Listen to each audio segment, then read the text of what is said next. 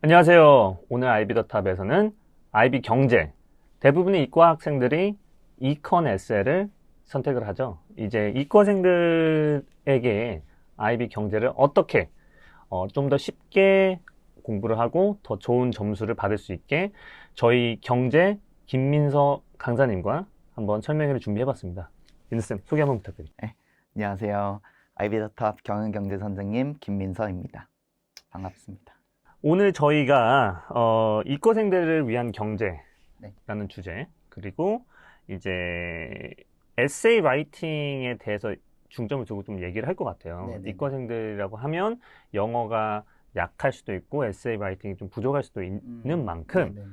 얼마나 에세이 라이팅이 아이비 경제 점수를 네네. 잘 받는데 영향을 가지고 있는지 그런 네네. 얘기를 좀 할 것 같고, 7점을 받는 학생들과 6점을 받는 학생들의 네, 차이가 무엇인지에 네네. 대해서도 얘기를 하면 좋을 것 네. 같고, 아이비 경제에서 잘하는데 사교육이 필요한지, 얼마나 필요한지, 뭐 학생마다 다를 것 같아요. 누구는 네네네. 필요할 수도 있지만 네. 누구는 덜 필요할 수 있고, 이런 사교육의 필요성에 대해서도 얘기를 해보면 좋을 것 같습니다. 네네. 먼저 저희가 이과생들이 어떤 케이스로 경제를 하는지, 대부분 이과생들이 경제를 하지 않습니까? 네네. 보통 공과 계열 혹은 의과 계열, 네. 이제 math, bio, chem 하는 학생들 혹은 math, physics, chem 하는 학생들이 항상 이컨을 거의 하는 것 같아요. 네네네. 90% 이상이 이컨을 해도 과언이 아닌 것 같아요. 네네. 맞습니다. 이컨을 안 한다고 하면 psychology나 그죠. ESS를 하는 것 같은데, 이렇게 이컨이 많은, 인기가 많은 이유는 뭔가요? 네. 뭐 사실 고등학생들한테 경제라는 과목이 네. 초반엔 돈의 학문이다 이런 생각을 많이 하고 접하거든요. 근데 그것보다는 아무래도 경제가 그 인디비주얼 소사이티 과목에서 좀 더 그래프도 많이 나오고 그리고 숫자도 많이 나오고 그래서 적어도 비즈니스나 사이콜로지보다는 에세이 라이팅이 조금 더 적은 걸로 알고 있거든요. 맞습니다. 네, 그래서 그런 이유 때문에 경제를 조금 더 선호하지 않나 저는 이렇게 생각을 하고 있어요.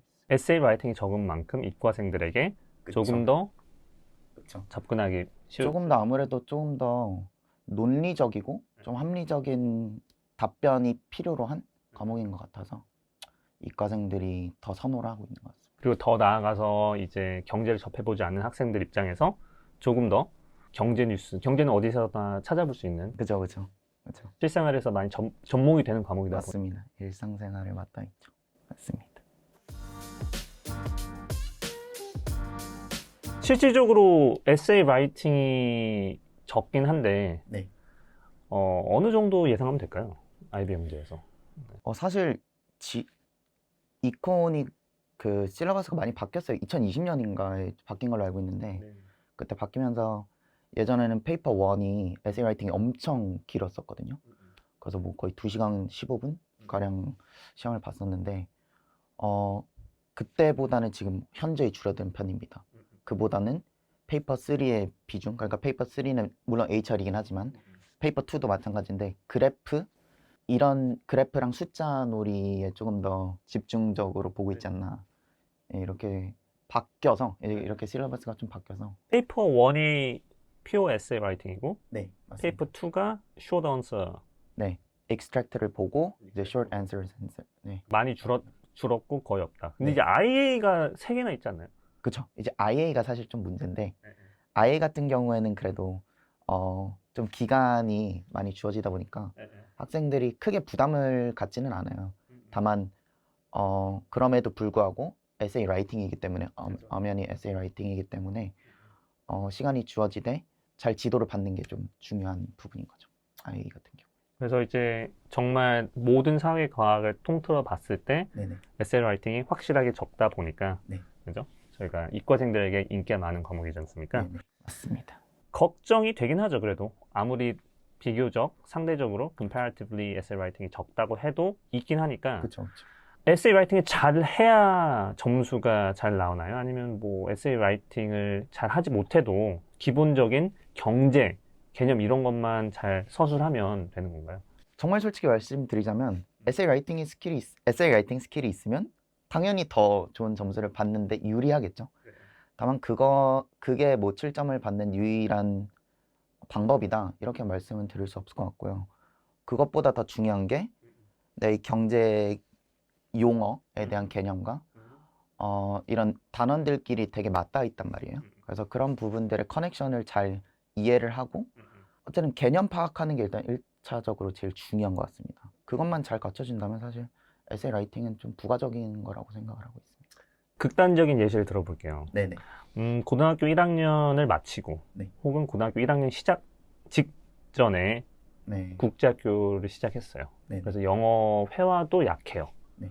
그리고 영어 라이팅도 상대적으로 굉장히 약합니다. 그런 학생들도 충분히 7점을 받을 수 있는 에세이를 쓸 수 있나요?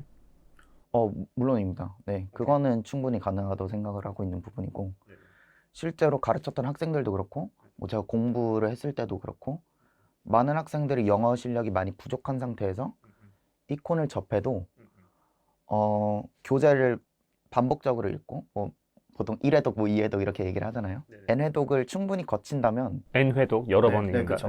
네, 여러 번 거친다면 충분히 가능한 부분인 것 같습니다.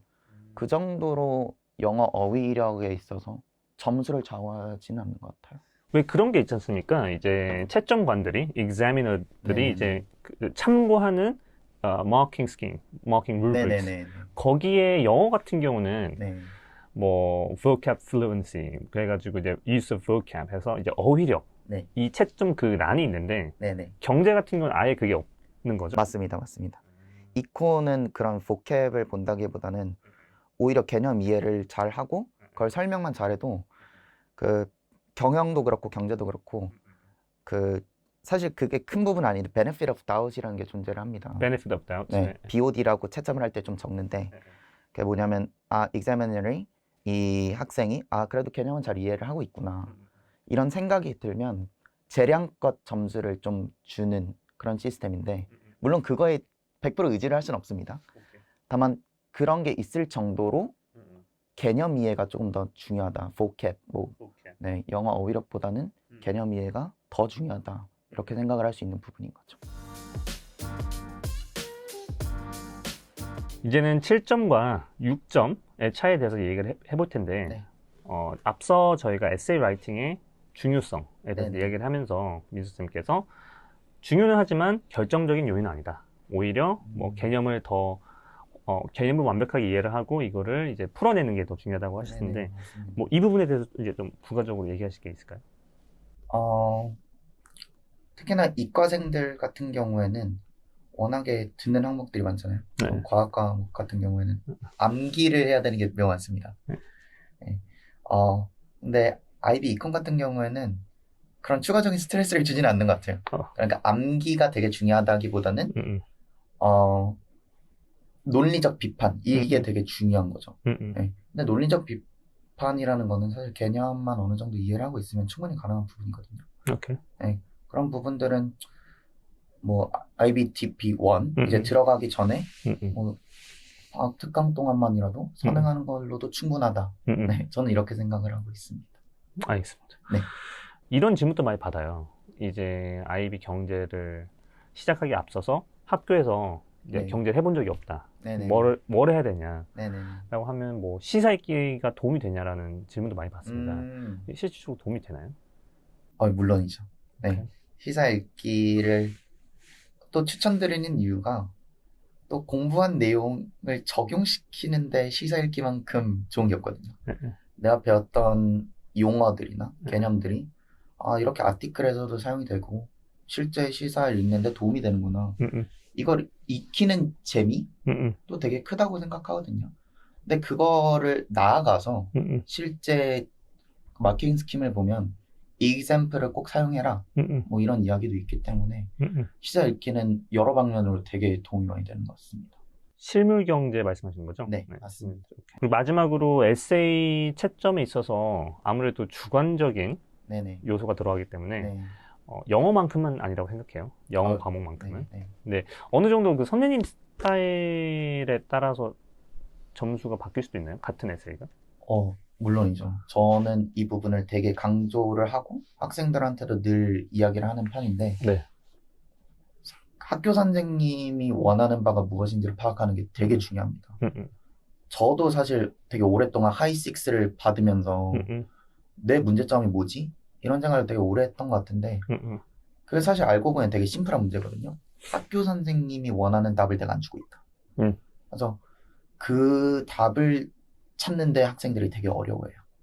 그래서 그런 부분들은 아무래도 좀 누군가 옆에서 좀 제3자의 눈으로 리드를 해줄 필요가 있지 않나.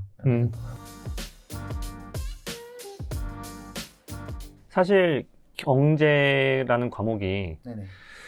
이과라고 할 수도 있긴 하잖아요. 그죠? 어느 나라에서는 이과라고 치어지기도 합니다. 그죠? 그래가지고 문과 저희는 문과로 생각하지만 이제 문과이자 이과로 할 수도 있고 의대 라인 혹은 공대 라인으로 정해지지 않은 이과생들이 있어요. 네, 그런 학생들 같은 경우는 사실 IB 조합을 Math, Chem, Econ을 HL로 많이 하기도 하잖아요. 맞아요. 그래서 그런 학생들을 위해서 저희가 한번 얘기를 좀 해보면 좋을 것 같은데 SL과 HL, Econ SL과 HL 차이가 얼마나 큰가요? 일단 HL이 분명히 배우는 단원, 과목은 아니고 단원이 많습니다. 네. 특히나 미시경제학 같은 경우에는 되게 빅 청크, 엄청 큰 단원이 하나 빠지긴 하는 SL한테 빠지긴 하는데 그런 거를 떠나서 가장 큰 차이점은 아무래도 페이퍼 3의 유무죠. HL은 페이퍼 3를 하고 SL은 페이퍼 3가 없다는 점. 그래서 채점을 하는 과정에서 페이퍼 1, 2, 그 에세이 라이팅이 많은 페이퍼 1, 2의 비중이 SL은 많고 HL은 비교적 적다라는 거. 네, 좀 그런 차이점인 것 같은데 아까 말씀드린 그런 학생들 같은 경우에는 저는 오히려 HL을 좀 많이 권장을 하는 편입니다. 왜냐면은 페이퍼 3에 나오는 그 그래프나 수학이 어렵지 않아요. 물론 개인적인 견해일 수는 있습니다. 근데 제 기준에서 크게 어렵지 않다고 생각을 하고 그런 부분에 있어서 뭐 캠, 매스를 HL을 듣는 학생들이라면 충분히 쉽게 그리고 높은 비중의 점수를 가져갈 수 있다. 이렇게 생각을 하고 있습니다. 실질적으로 경제 SL과 HL 분량 차이, 뭐 예를 들면 저희가 절대적으로 암기해야 되는 그 개념 양은 사실 과학에 비해서는 훨씬 더 적다라는 게 뭐 팩트니까. 그렇죠, 팩트죠. 가능하다고 하면 그러니까 자기가 이제 본인이 원하는 대학 진학을 위해서 필수로 들어야 되는 HL이 그죠? 여분이 남아서 이컨을 HL 할 수 있다. 그러면 저희는 조금 더 작은 시간을 less time을 인풋 해가지고 그쵸? 더 좋은 성적을 받을 수 있으니까 경제를 추천하는 그런 입장인 거죠. 점수로만 보면 less input, more output인 거죠. 그쵸. 그쵸. 그리고 마지막으로 이 extended essay 관련해서도 이야기를 해보면 좋을 것 같아요. 그러니까 상경을 목표하는 학생이라든지 아니면 경제 진학을 목표하는 학생들 같은 경우는 당연히 extended essay로 경제를 생각할 것 같은데 과목마다 어떤 부분이 어렵다. 그래서 웬만하면 하지 말라라는 이런 설이 중에 경제 같은 경우는 extended essay에 사용되는 데이터 수집하는 게 어렵기 때문에 하지 말라라는 게 좀 있었으니까 그 부분에 대해서 살짝 얘기를 한번 해볼까요? 솔직하게 말씀드려도 되나요? 네, 솔직하게 말씀해주세요. 네.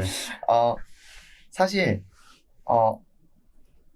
이 이코노믹스 그러니까 경제 E 같은 경우에는 제 개인적인 견해로는 정말 개인적인 견해로는 하이 리스크 하이 리턴입니다. 되게 정말 못 쓰거나 조금이라도 잘 쓰면 높은 점수 받을 수 있는 확률이 높아진다.